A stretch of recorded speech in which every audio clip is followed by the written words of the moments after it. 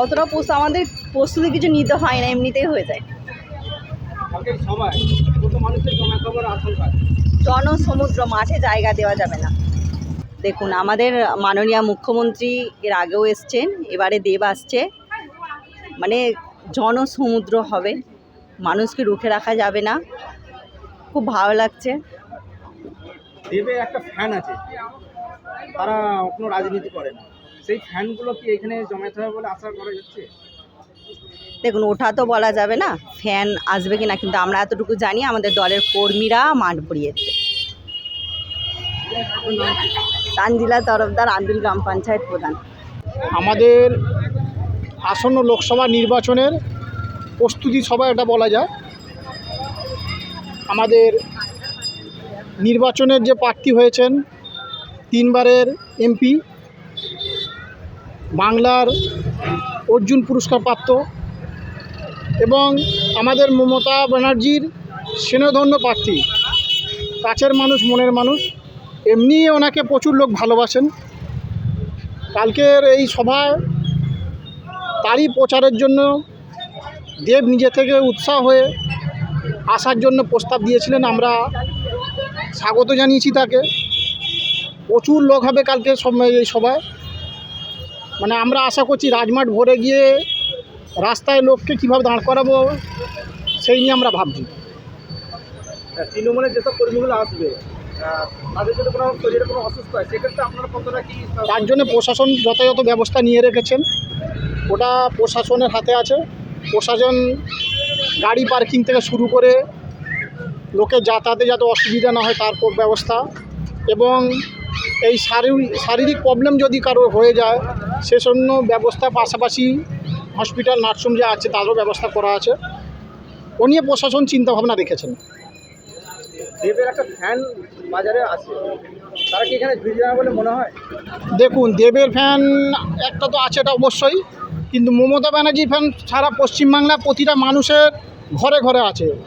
আজকে মমতা ব্যানার্জি যে উন্নয়ন দেখিয়েছেন, বিগত 34 বছর সিপিএম জামানা থাকতে লোককে অন্ধকারে রেখেছিল, আজকে মমতা ব্যানার্জি মুখ্যমন্ত্রী হওয়ার পর আজকে বাংলায় আলোয় আলোকিত হয়েছে, মানুষের মধ্যে উৎসাহ বেড়েছে।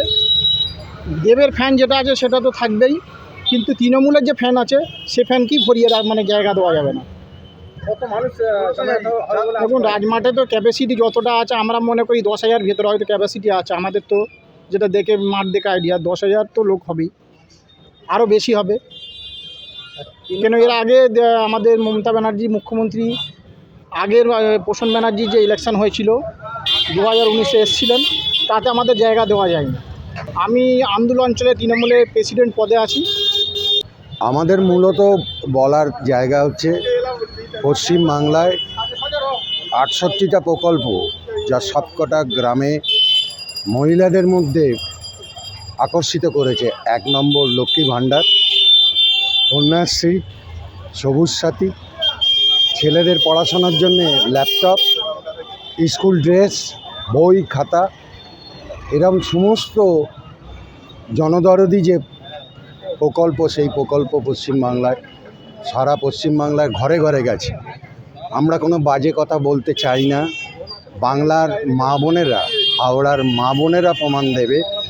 তাদের হাতে প্রত্যেক মাসে 500 থেকে 1000, 1000 থেকে 1200 টাকা লক্ষ্মীর ভাণ্ডারে যে পাচ্ছে, আজকার বোনেদের ভাইয়ের দিকে তাকাতে হবে না, হাত খরচার পয়সা লক্ষ্মীর ভাণ্ডার থেকেই উঠে আসবে। আর কালকের সবাই মূল আকর্ষণ দেবের নিজস্ব একটা ফ্যান আছে। তার থেকে বড় কথা, দেব যে লড়াই বিগত 2 বছর ধরে লোকসভাতে করল, মুন্ডেশ্বরী এবং কেলেঘাই নদীর জন্যে মেদিনীপুরে যে বন্যা হয়, সেই বন্যার জন্যে কেন্দ্রীয় সরকারের বরাদ্দ টাকা দিল না।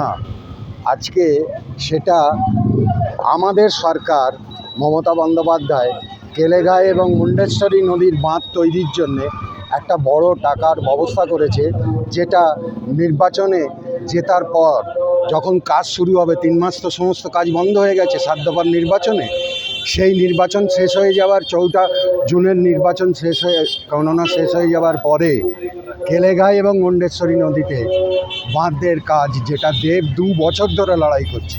ফলে দেব নিজে যে কাজ করেছে তার চলচ্চিত্র জগতের যে সুনাম, তার থেকে অনেক বড় সুনাম সে নিতে যাচ্ছে এই বাঁধ তৈরির কারণে। আর যা প্রচার আমাদের করতে হচ্ছে না, মহিলা মহলে যে প্রচার আছে, মানুষের মধ্যে যে প্রচার আছে, কালকে তিল ধারণের জায়গা থাকবে না আন্দুল রাজমাঠ, এটা আমাদের বদ্ধ ধারণা। 2024-এর যে ভোট, এইটাই আপনারা কতটা আশাবাদী? আমরা প্রথম দফার যে নির্বাচন হলো, সেই নির্বাচনে আমরা পুরোপুরি আশাবাদী যে বিজেপির জায়গা ভেঙে আমরা সেখানে আসন লাভ করব।